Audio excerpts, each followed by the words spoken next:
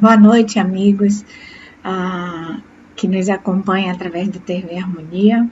Estamos aqui em mais uma quarta-feira para transmitir um pouco do nosso entendimento, do nosso conhecimento a respeito de conceitos da espiritualidade. Antes de darmos seguimento com a nossa palestra de hoje, vamos acalentar nossos corações, vamos acalmar a nossa mente, vamos fechar os olhos e lentamente agradecer. Agradecer ao Deus Pai Criador que nos permitiu essa experiência como espírito e aqui estamos envolvidos na tua luz, na tua energia. Agradecer ao Mestre e amigo Jesus por nos conceder a oportunidade dessa caminhada ao teu lado, ao teu redor, com o teu aprendizado trazido há muitos e muitos anos. A espiritualidade que nos acompanha, nos instrui, nos intui e nos acompanha diariamente na troca de experiências entre o plano espiritual e o material. Desta forma, nos colocamos à disposição do aprendizado e das reflexões trazidas nessa noite, para que possamos fortalecer o nosso processo de autoconhecimento. Assim seja. Nosso estudo de hoje, ele vem do livro Luz, Caminho, Verdade e Vida, de Chico Xavier, do Espírito Emmanuel, psicografado por Francisco Cândido Xavier. O capítulo de estudo é o capítulo 138, denominado de Pretensões, que vem da Carta do Coríntios, contida no Novo Testamento, escrita por Paulo, por volta mais ou menos do ano de 55.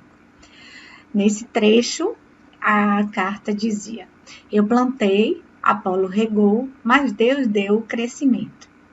A igreja do Corinto estava cheia de alegações dos discípulos inquietos.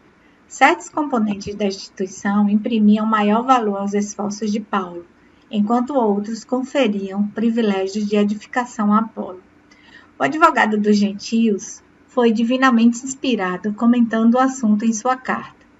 Por que pretensões individuais numa obra da qual somos todos beneficiários do mesmo Senhor? Na atualidade, é louvável o exame da recomendação de Paulo aos Coríntios, porquanto já não são os usufrutuários da organização cristã que se rejubilam pela recepção das bênçãos do Evangelho através desse ou daquele dos trabalhadores do Cristo, mas os operários da causa, que por vezes chegam ao campo de serviço exibindo-se por vultos destacados dessa ou daquela obra do bem. A certeza de que toda boa dádiva vem de Deus constitui excelente exercício para os trabalhos comuns.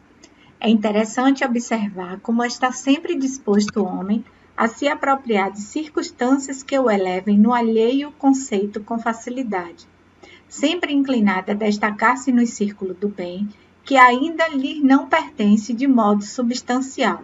Raramente assume a paternidade dos erros que comete. Essa é uma das singulares contradições da criatura.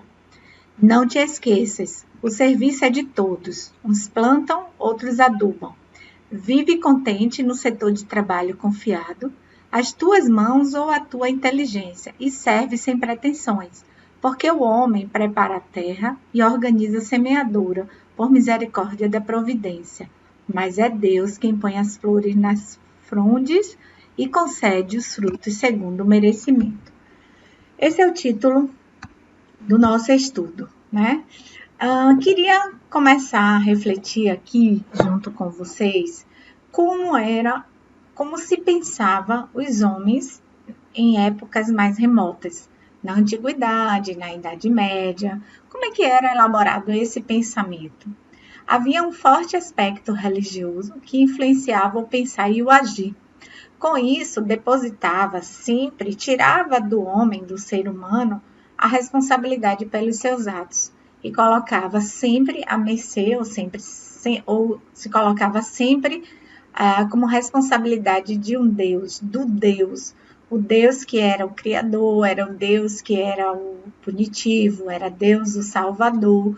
Então, esse contexto desse Deus absoluto que se criou dentro de algumas religiões, e nesse caso estamos falando aqui da influência do cristianismo, então era fortemente, essa ideia era bem conceituada naquela época.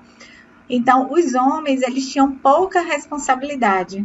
Eles não tinham praticamente nenhum envolvimento, tudo só acontecia dentro da vontade de Deus, tudo só acontecia pela influência de Deus.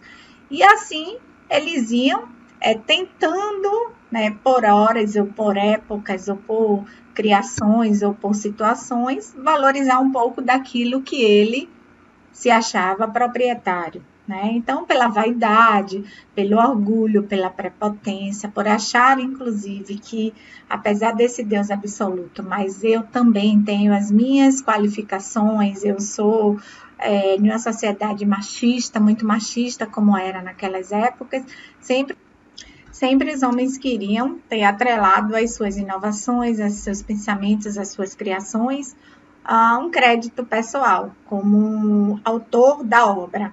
Né? Entretanto, a mentalidade, a forma de pensar era bem teocrática e que atrelava sempre a permissibilidade de um Deus, ou do Deus criador, Pai, absoluto, que conduzia todo o processo e todos os acontecimentos.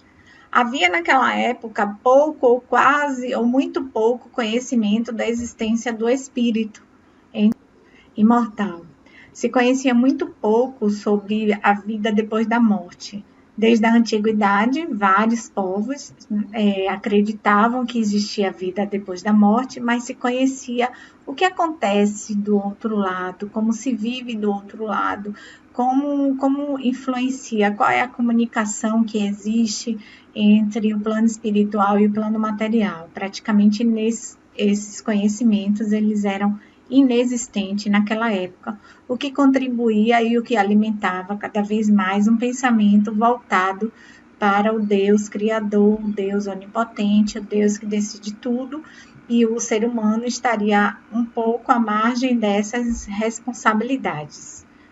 Embora naquela época já existia uma ideia de que a razão deveria estar acompanhada pelos valores espirituais. Esse pensamento ele foi propagado durante a antiguidade grega por Platão, discípulo de Sócrates, que encontrava, dizia, né, propagava que o mundo real ele era ilusório e que o mundo espiritual era que era verdadeiro. Porém, naquela época, a influência do cristianismo, da Igreja Católica, era muito grande sobre o pensamento, sobre a sociedade, sobre a forma de existir, sobre a forma de viver. Então, como em todo processo de evolução de uma sociedade, algumas figuras, alguns personagens se tornam importantes porque mostram uma forma diferente de pensar, uma forma diferente de agir, uma forma diferente de propagar conhecimento, de estimular uma sociedade a um pensar e a um viver diferente, e principalmente por obras deixadas ao longo de um período. Então, Jesus Cristo foi um exemplo desses personagens que nos construiu de forma que colaborou para construir valores diferentes na sociedade.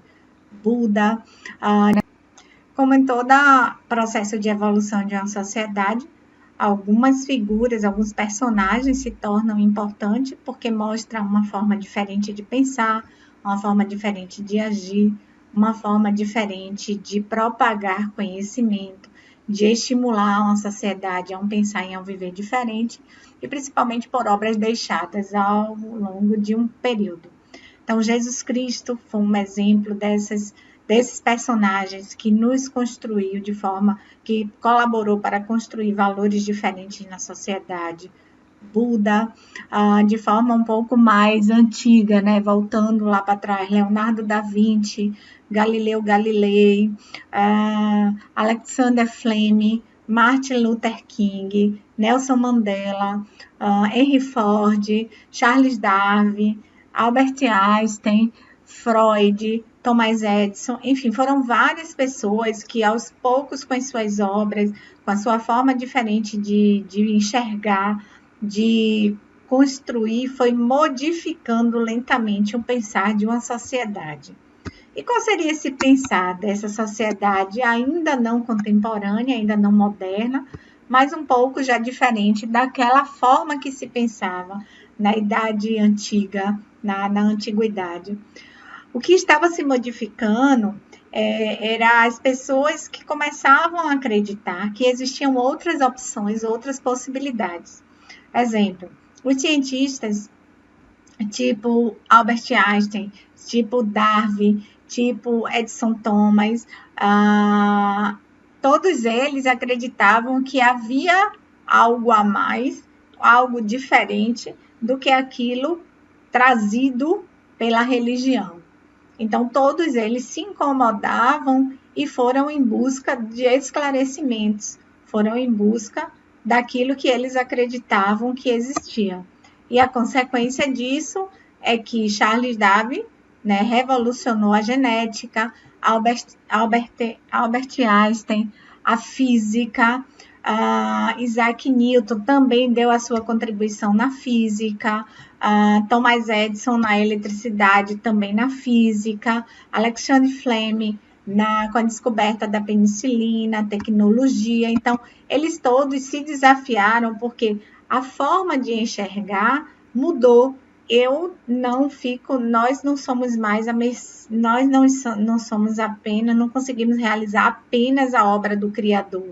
A obra do Criador se faz através da nossa ação, da nossa habilidade já adquirida a esse tempo em que estamos.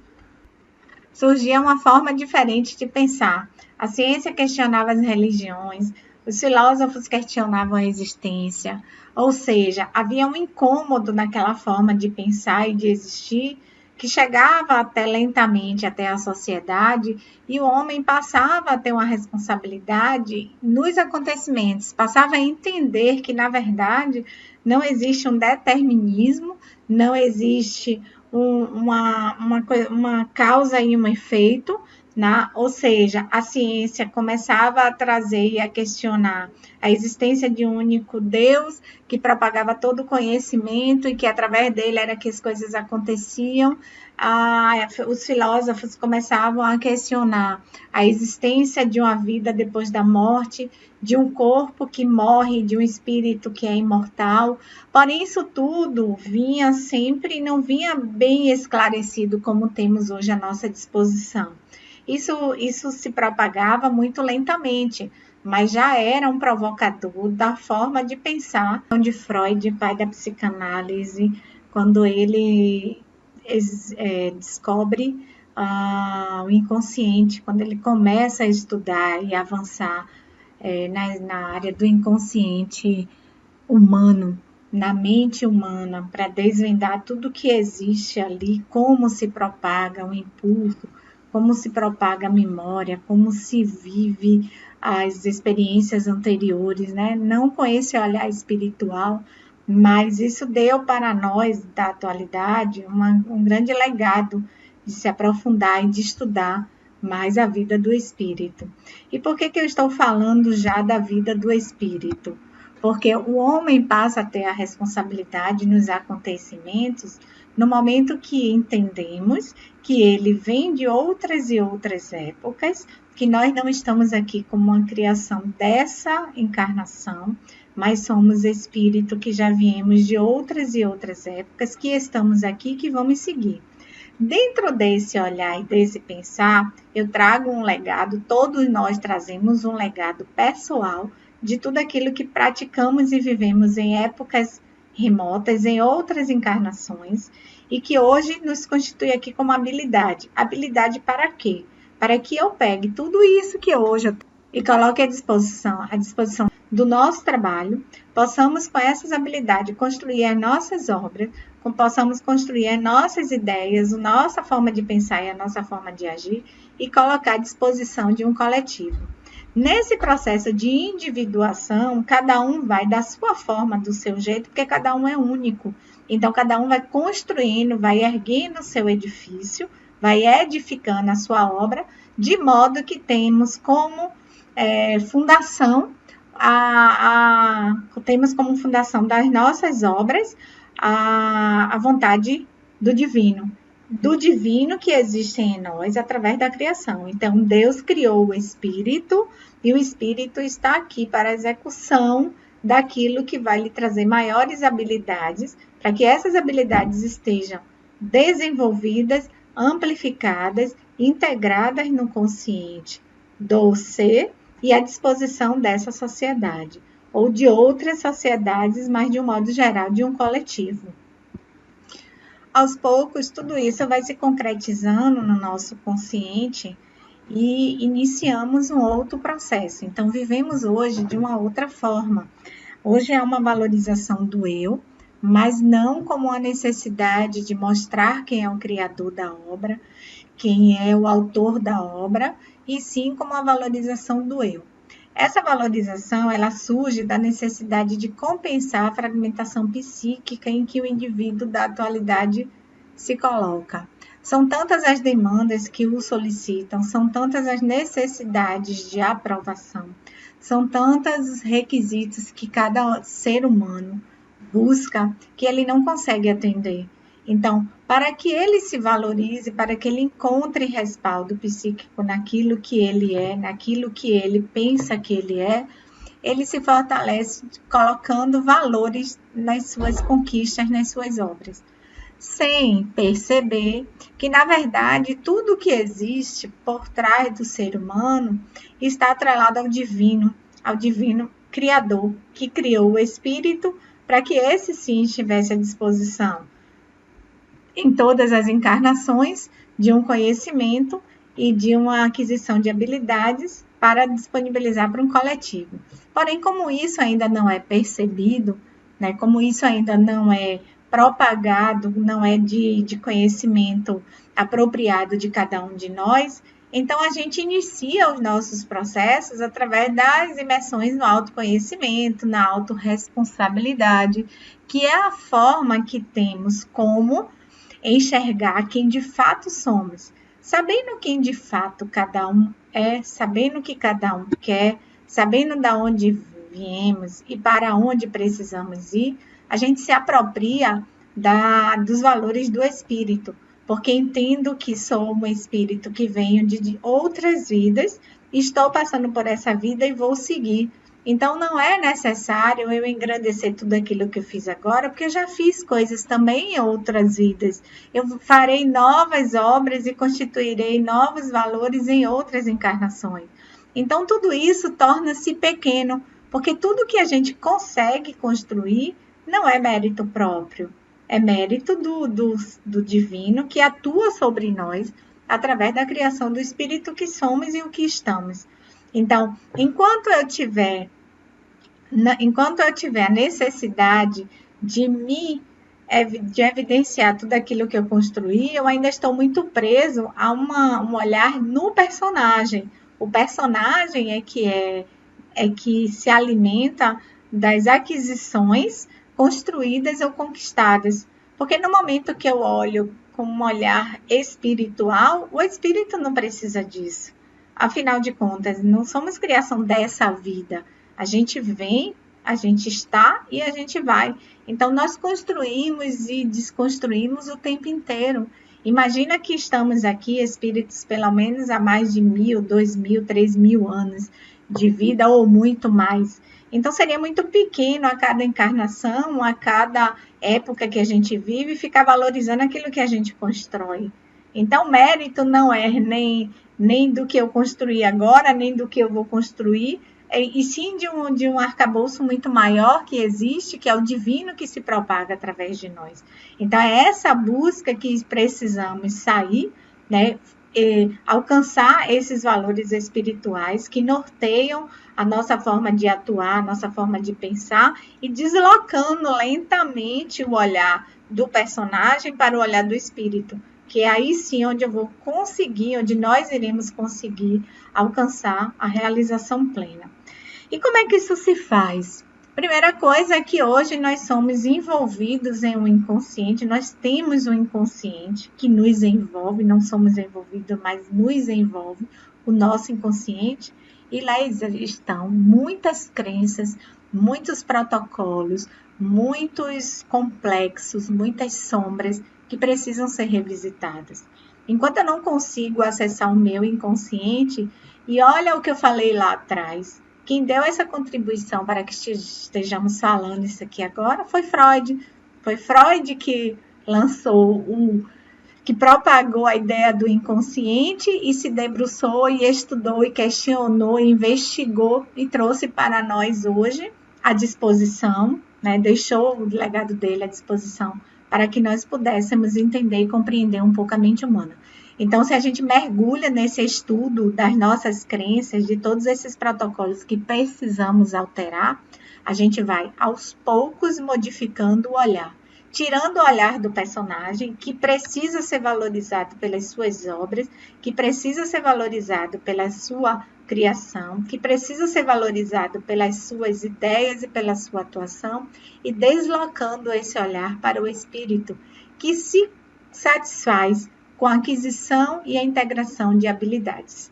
Então, esse processo requer um conhecimento profundo de quem eu sou e de como eu estou e do que eu quero. Porque se eu não sei para que lado eu vou, tanto faz, qualquer caminho que eu tomar vai me levar a qualquer lugar. E isso não contribui, porque no momento que eu me aproprio de quem eu sou e de que eu entendo o que eu quero, eu passo a ser responsável, eu adquiro a autorresponsabilidade de fazer as escolhas. E são essas escolhas que irão premiar com os merecimentos, que lá no texto está atrelado ao merecimento, mas não num contexto julgativo, não num contexto punitivo, mas um merecimento proveniente das escolhas que a gente faz diante dos caminhos que a gente tem que tomar. Então, se o nosso olhar continua ainda sobre o personagem, as nossas escolhas serão voltadas sempre para um plano material, sempre para um plano externo, e não atendendo à necessidade daquele espírito que aqui está para cumprir com uma necessidade de crescimento e de evolução através de determinadas experiências que ele se coloca a viver. Dentro desse convite a revisitar as crenças, com certeza, em um primeiro momento, a gente vai precisar entender se eu creio em Deus ou se eu sinto Deus. Numa linguagem mais moderna, há uma diferença em acreditar que Deus existe e sentir Deus. Então é importante a gente entender como é a nossa relação hoje com esse divino. Eu acredito em Deus, um Deus salvador, ou um Deus punitivo, ou um Deus julgativo, ou um Deus acolhedor, que vai estar beneficiando, que vai estar sempre colocando o ser humano no colo e fazendo com que todas as coisas aconteçam dentro da vontade de Deus. Ou esse Deus que eu acredito hoje, ele tem um caráter salvador. Então, aconteça o que acontecer, Deus me salva. Então, eu não tenho nenhuma participação nos acontecimentos da minha vida. Como é que é essa relação quando eu entendo que existe um Deus punitivo? Então, eu carrego-me de culpas, porque se eu acredito que Deus tem um caráter punitivo, eu humanizo a figura do divino em características humanas, e esse punitivo, ele nos faz lembrar de que em situações em que cometemos erros, seremos punidos. A punição normalmente traz uma carga psíquica de dor ou de sofrimento, e para evitar toda essa característica, todo esse sofrimento, intuitivamente ou psiquicamente, crio protocolos onde eu não me exponho a determinadas situações de erro ou de experiências na vida para não cometer erros, e esses erros não virem a ser julgados por um Deus que vai me punir com uma situação que vai me beneficiar ou me prejudicar. Quando a gente troca essa relação do que a gente acredita que é Deus por uma relação onde a gente sente Deus, a gente faz um caminho um pouco diferente. Entendendo que o Criador, o Deus Criador, criou tudo o que existe no universo, criou, inclusive, nós que aqui estamos, espíritos imortais. Então, uma ligação profunda e constante entre o divino e o espiritual. Então, o sentir Deus significa se aprofundar no encontro consigo mesmo. Então, aprofundando cada vez mais, encontrando o sagrado. Tudo aquilo que me é sagrado é tudo aquilo que me leva ao encontro com o divino. E esse divino existe em mim porque eu sou um espírito criado por este Deus. Então há um sentimento, há um sentir, há um envolvimento. E para, inclusive, desconstruir essa ideia, uma opinião minha, o que eu resolvi fazer, eu resolvi desconstruir totalmente a ideia que eu tinha de Deus humanizada.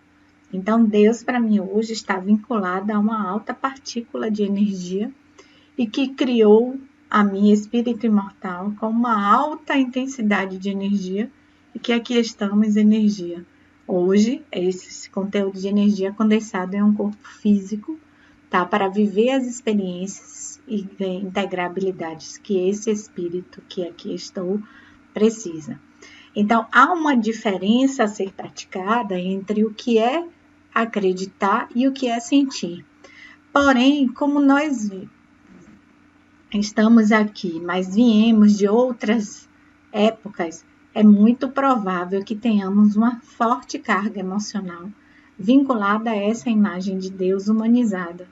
Então, neste caso, precisamos desconstruir esse conceito que se tem hoje de Deus, que é individual, cada um tem o seu, e trazer um novo conceito, trazer uma nova construção sobre essa divindade. Atuar também com um olhar moral sobre os erros humanos gerando culpa, essa é uma característica que eu acreditar que existe um julgamento final, que existe uma punição, me faz entender que haverá sempre um olhar de alguém e que nesse momento, como eu entendo que Deus é uma figura humana, então haverá um olhar humano sobre aquilo que eu pratico, sobre um contexto moral, para me gerar um conceito de certo ou de errado, e assim constituir uma culpa. Essa culpa provoca na minha mente uma reorganização, onde todas as experiências que eu vou estar evidenciando vai ser carregada de dores e de sofrimento, para que eu seja merecedor de uma salvação. Então, esse conceito também de merecimento é um conceito que deve ser desconstruído se assim alguém entende que o merecimento vem provocado por uma reorganização da mente que busca as experiências de dores e sofrimentos para que seja contemplado com um merecimento positivo. Então, não é a dor e o sofrimento que vai fazer com que você seja merecedor de uma vitória, que alguém chegue e diga, olha como ele sofreu muito, como ele passou por muitas dificuldades, ele merece o paraíso. Não, não é por aí. Né? É essa crença que está no nosso inconsciente que a gente precisa reorganizar, que a gente precisa se dar a oportunidade de conhecer um pouco mais do nosso inconsciente e trazer em uma linguagem moderna o merecimento como resultado das escolhas feitas pelo espírito, das escolhas feitas nessa encarnação e em encarnações anteriores, para que com a alta responsabilidade o personagem consiga dar conta. O que seria o personagem? Estamos aqui nós, agora seres humanos, né, constituído de um consciente e de um inconsciente, onde esse consciente passa pelo crivo do nosso ego. Então, o ego, tudo que está no meu consciente é o está sob a atuação do meu ego. E tudo que está no meu inconsciente está sob a atuação do meu espírito. Então, tudo isso que está no meu inconsciente deve ser trazido à minha consciência através do processo de autoconhecimento para que seja trabalhado. Então, voltando à origem do nosso texto, as pretensões, quanto mais eu trabalhar os meus contextos que cabem no meu inconsciente hoje, trazendo ele para o meu consciente e reelaborando, ressignificando aquelas experiências que não foram positivas, aquelas experiências que fragmentaram a minha psique, aquelas experiências que fragilizaram o meu ego. Então, eu dando um novo olhar sobre ela, uma nova oportunidade de entender, de compreender, de não atribuir a isso culpa, de não atribuir aos fatos uma sensação de culpa ou de erro. Ok, houve um equívoco provocado por um estado talvez de ignorância e que eu estou à disposição de refazer esse caminho ou de, em uma outra oportunidade, fazer diferente. Então, no momento que eu vou fortalecendo esse personagem, esse ego fragmentado desse personagem, eu vou tirando a necessidade de que haja reconhecimentos daquilo que eu faço. Porque o maior reconhecimento não cabe ao meu personagem. O maior reconhecimento está no espírito que conduz esse personagem e que esse espírito é uma criação do divino. Então, de que vale a obra praticada por A, por B, por C, se na verdade tudo isso pertence ao divino? Nós não criamos nada, nós somos criados pela criatura. O poder maior está no divino, está no espírito. Nós somos apenas conduzidos pela necessidade desse espírito em integrar essas habilidades. Então, não adianta discutir se é A ou se é B, quem fez melhor, quem fez pior, quem plantou e quem colheu, de onde vem a origem. Inclusive, hoje, no campo científico, como é que se inicia um estudo de patente? Existe uma ideia, existe uma criação e é patenteada, é protegida durante um tempo para que o autor da criação, o autor da obra, tenha condições de retrabalhar, tenha condições de provocar novamente essa experiência, tenha condições, inclusive, de retirar, muitas vezes, no caso da indústria farmacêutica, o investimento provocado pelaquele estudo, e logo em seguida, hoje com muito menos tempo do que antigamente, as patentes são quebradas. São quebradas com que contexto? São quebradas com o contexto de que outras pessoas se apropriem daquele conhecimento pré-existente e que vá aumentando aquele conteúdo relacionado àquele campo da ciência, aquele campo do estudo. Então, já se há, inclusive, um olhar mais amadurecido sobre isso. E exemplo disso são as tecnologias que hoje nos envolvem, que são as tecnologias futuristas, a robótica, a genética, com o projeto Genoma, os implantes biotônicos, a medicina ortomolecular, a clonagem de órgãos, enfim, são várias as tecnologias que iniciaram em processos muito simples, em estudos, melhor falando, muito simples, em laboratórios espalhados por vários pontos do mundo e que vão se somando e que vai agregando e que vai trazendo um conteúdo mais solidificado e tudo isso sempre colocado a serviço de um coletivo. Porque qual seria a intenção de estarmos aqui, de fazer e trazer inovações, invenções, criações e não colocá-la à disposição de uma sociedade, de um coletivo, que é quem de fato vem a usufruir de tudo que se modifica, de tudo que se processa. O crescimento e o processo de evolução, ele não é individualizado. Ele ocorre em um determinado momento no espírito, na imersão, no trabalho de autoconhecimento, de autotransformação do ser, mas em um determinado momento é no embate com o outro, é na convivência na sociedade, é na convivência com as diferenças, que eu agrego habilidade para o meu espírito provocar novamente o meu personagem, e nesse ciclo de provocação positiva entre o personagem e o espírito, a gente vai evoluindo. O personagem vai sendo diariamente modelado à mercê da necessidade do espírito, enquanto que o espírito responde e estimula o personagem com novas experiências. Mas, claro, não dá para acontecer tudo isso em uma encarnação de 20, 30, 50, 80 anos, como se tem hoje como média de vida.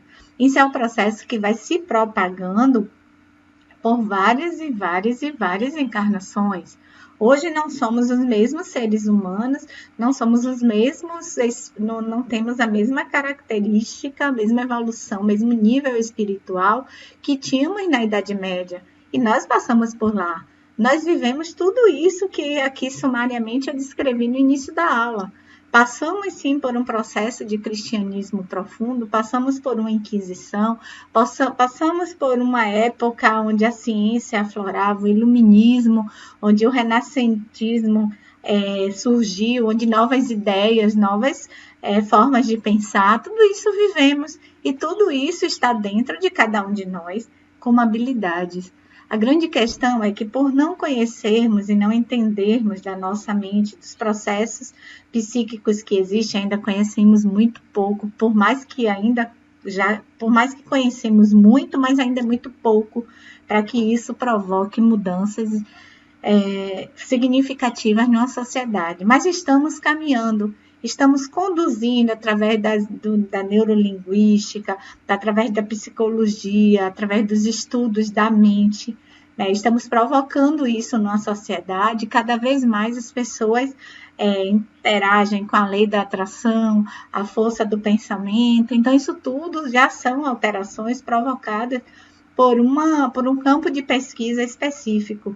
E vamos ainda continuar esse movimento, porque é ele quem vai fazer com que, em uma linguagem bem moderna, que a gente substitua aquela vaidade de ser o criador da obra, que na verdade criamos muito pouco, como eu já falei aqui, para que de fato tenhamos apenas o mérito da conquista, da habilidade adquirida, porque é essa que no final de contas conta como processo de evolução. É essa que, na verdade, significativa, traz significado à nossa encarnação. Porque cada encarnação dessa é preenchida com uma determinação, com uma significância. Qual é o nosso papel nesse momento aqui na sociedade? No momento em que estamos vivendo um processo pandêmico, onde cada um de nós pode atuar, onde cada um de nós pode modificar. Por mais insignificante que eu ache que sejam as minhas ideias, mas de alguma forma ela pode contribuir para alguém ou para alguma situação.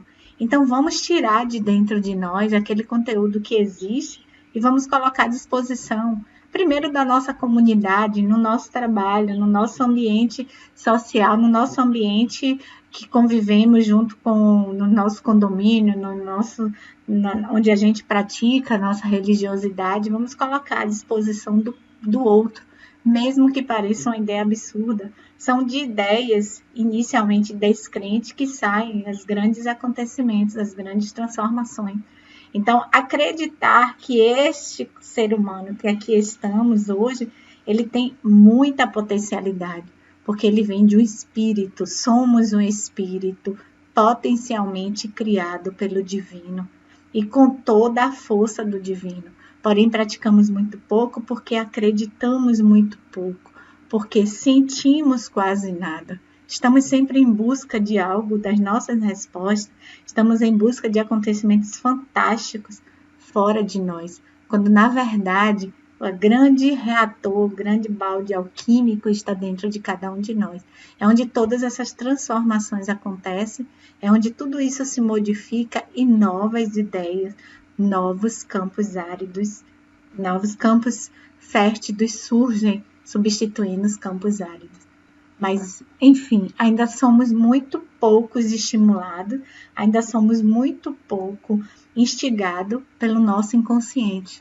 O nosso inconsciente vem como um arcabouço para nos dar sustentação a um processo de evolução, mas a gente não consegue acessar, porque a gente não tem as ferramentas apropriadas, porque tudo já existe dentro de nós mesmos. Então, por que eu vou discutir ou trazer para o externo os valores que não são do externo. Os valores não estão no outro, não estão propriamente na obra, está na transformação que pode provocar em cada um de nós. Na mudança que pode provocar em cada um de nós. Em que estágio eu estava, em que estágio eu estou. Essa é a maior significação. E esse merecimento, ele só vem de acordo com as escolhas que fazemos. Não é Deus que premia A ou B, um ou outro, por ter sido mais ou menos proativo, por uma linguagem mais empresarial, uma mais administrativa. Não é Deus quem vai premiar porque você se doou mais, porque você se doou menos, que você fez mais caridades ou menos caridades. O merecimento, ele vem como uma recompensa das nossas escolhas. E podemos escolher tudo que a gente quiser. A gente está nesse momento, a gente pode utilizar do nosso planejamento espiritual e transformar essa encarnação e modificar toda essa encarnação em prol da necessidade do espírito. Mas como eu encontro a necessidade do meu espírito? Imersa em um processo de autoconhecimento e autotransformação. Então, é desse processo que muitas pessoas saem de um determinado estilo de vida e passam para um outro totalmente diferente. É a instigação pela significância da vida. É o encontro com esse divino que provoca essa alteração. Então, quando a gente pensa e quando a gente entende um pouco dessa forma, fica muito pequeno buscar autores nas obras simplistas que há na vida. Porque criar uma vacina em um momento como esse é importante, mas tão importante quanto criar a vacina em um momento de pandemia como agora, é também produzir essa mesma vacina. E nesse caso, se fosse por essa linguagem mais primitiva, de quem seria o mérito de quem criou a vacina ou de quem está produzindo a vacina do Covid? Ambos são de importância e se tornam muito merecedores ambas as partes quando coloca isso à disposição de salvar um planeta, de dar ao outro a oportunidade de continuar a sua caminhada, de dar ao outro a paz que o receio de um desencarne, de um desconforto, de um despreparo de desencarne pode acontecer, que devolve a uma sociedade uma estabilidade no conceito sanitário. Então, aí sim, essas pessoas envolvidas com a criação, com a fabricação, com a disponibilidade da vacina do Covid em um momento como esse, é que são merecedores de colher os méritos. Mas esses méritos, eles devem servir para alimentar esse personagem? Não, porque não vem do personagem. Vem do Espírito, e o Espírito foi criado e tem a presença do Divino. Então, tudo isso só ocorre porque há uma permissão, porque há uma interação e uma integração com o Divino. Porque se não fosse assim, não existiria. Não percamos de vista que tudo só acontece dentro da vontade do Criador. Então, que saiamos, que deixamos um pouco de lado as nossas vaidades, que deixemos um pouco de lado as nossas pretensões e que possamos encarar os fatos como de fato eles o são. E que aproveitemos esse momento de pandemia, esse momento de mutação terrestre, de mutação, de modificações estruturais que esse forte impacto emocional está causando na nossa mente, para desconstruir crenças que nos aprisionam e nos libertar para um conceito mais novo, para uma vivência mais leve, para um dia a dia mais harmonizado, mais espiritualizado, buscando o que de fato pode nos fazer crescer, que de fato pode nos fazer evoluir. E a boa notícia também é que toda essa transformação que estamos vivendo, ela vai se integrando com os espíritos que já estão encarnados recentemente, que já encarnaram nesse século XXI. Porque esses espíritos, eles já trazem características mais diferenciadas. já são espíritos mais livres, que já vieram desapegados de vários conceitos implantados em nossas mentes, né? Ou acreditado ou bem fundamentado em nossas mentes em vivências anteriores. Esses espíritos, eles já despertam com mais respeito a si mesmo. Então, eles já se enxergam, eles não precisam ser aplaudidos ou condecorados pelas obras que eles fazem parte. Isso já não alimenta mais o ego dessas pessoas. Eles avaliam os conceitos religiosos com mais cautela, eles não se envolvem tanto, eles escolhem a religião, eles não são mais pessoas que estejam disponíveis para os vários cultos e as várias peregrinações religiosas que nos acometeram em outros séculos, em outras épocas. Eles já chegam com modelagem, uma modelagem eles com a facilidade de modelar comportamentos para acomodar a inquietação do espírito imortal que compõe cada um de nós. Essa geração do século XXI tem um envolvimento com a sua história já de ser um espírito. O que interessa para eles agora é descobrir a sua história, de onde eu vim, o que estou fazendo aqui, qual é a minha proposta de estar aqui, para onde eu vou, como é que existe, como é a relação do macro e do micro mundo, como é que isso tudo interage, qual é a minha participação nisso tudo. Já são essas inquietações que fazem parte dos pensamentos desses espíritos encarnados no século XXI. Eles também já encarnam mais preparados, eles já têm mais um conceito de espiritualidade e já nascem com o compromisso de atrelar o desenvolvimento social com o desenvolvimento da espiritualidade. Então, já são pessoas mais preparadas para, inclusive, nos ensinar a como seguir nessa trajetória. Exemplos bem recentes, temos aí Mandela e Gandhi, que foram dois líderes, né, com as suas histórias de pacificação e de liberdade de um povo. Então, são esses exemplos que a gente vai começar a conviver, são pessoas com esses feitos que a gente vai começar a entender que vai surgir dos vários movimentos em vários lugares do mundo e que a gente vai estar interagindo. E que esses espíritos que um dia estiveram como nós ainda estamos, aprisionados pelas nossas crenças, vai nos ajudar a nos libertar. E por fim, estes espíritos que reencarnaram, já reencarnaram e que estão ainda para reencarnar nesse século XXI, eles já trazem uma consciência da imortalidade bem acentuada, eles já sabem que são espíritos imortais e que já entendem, que inquietam-se em saber e se aprofundar mais nesse tema. Então, estaremos em uma sociedade onde nós que desabrochamos agora para esse conceito da imortalidade, alguns que desabrocharam há um pouco mais de tempo, mas ainda temos uma sociedade ignorante nesse aspecto, que desconhece esse aspecto da imortalidade.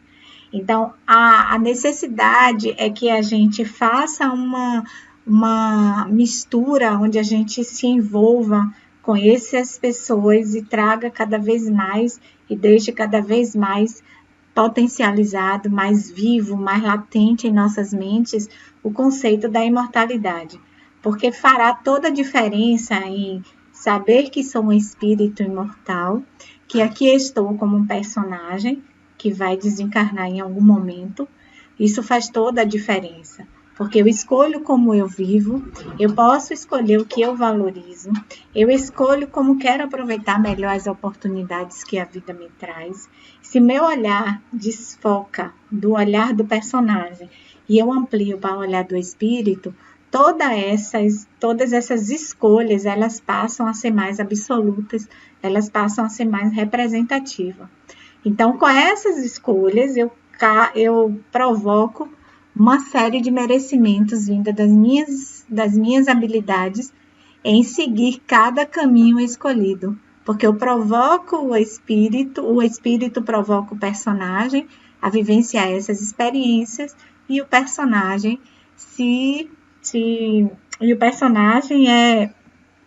é premiado com a aquisição dessas habilidades que é devolvida ao espírito. Então, ao final desse bate-papo, dessas reflexões, nós já temos condições de escolher quais são as nossas pretensões de hoje em diante.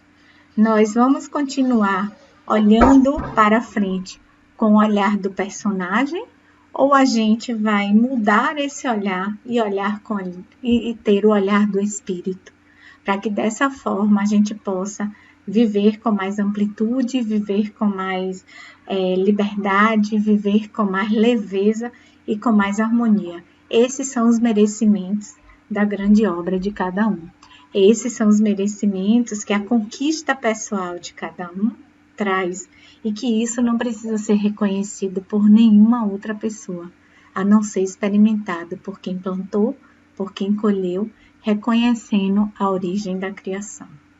Um forte abraço a todos, espero que vocês tenham se inquietado um pouco mais com esse tema, somente para que a gente possa despertar a nossa consciência para o que de fato existe, que muitas vezes passa de forma sutil pelo nosso dia a dia, certo? E para finalizar o nosso estudo, eu agradeço a espiritualidade e convido a todos aqui ao nosso momento de agradecimento. Fechando novamente os olhos, aquietando o nosso coração, trazendo para a nossa mente tudo aquilo que foi proferido, fazendo com que todo esse conceito chegue à nossa consciência e que lentamente tenhamos o interesse de buscar dentro do nosso inconsciente pontos que podem ser melhorados, que podem ser ressignificados e que me faça despertar de acordo com o meu estágio evolutivo para o olhar que eu posso ter além do que eu já tenho, além do que eu já conquistei. Nosso sentimento de gratidão ao amigo e mestre Jesus por permitir que nessa noite tenhamos nos envolvido com temas tão significativos, com temas tão apropriados e que vai aprofundar o nosso estudo. Gratidão também à equipe espiritual que coordena esse núcleo de trabalho e que se fez presente durante a gravação do vídeo, que se fez presente durante o momento de participação de todos e que acomoda em cada ouvinte, em cada participante desta palestra, as suas inquietações, as suas incomodações, como proposta de evolução. Muita gratidão, uma boa noite, que todos estejam e fiquem em paz.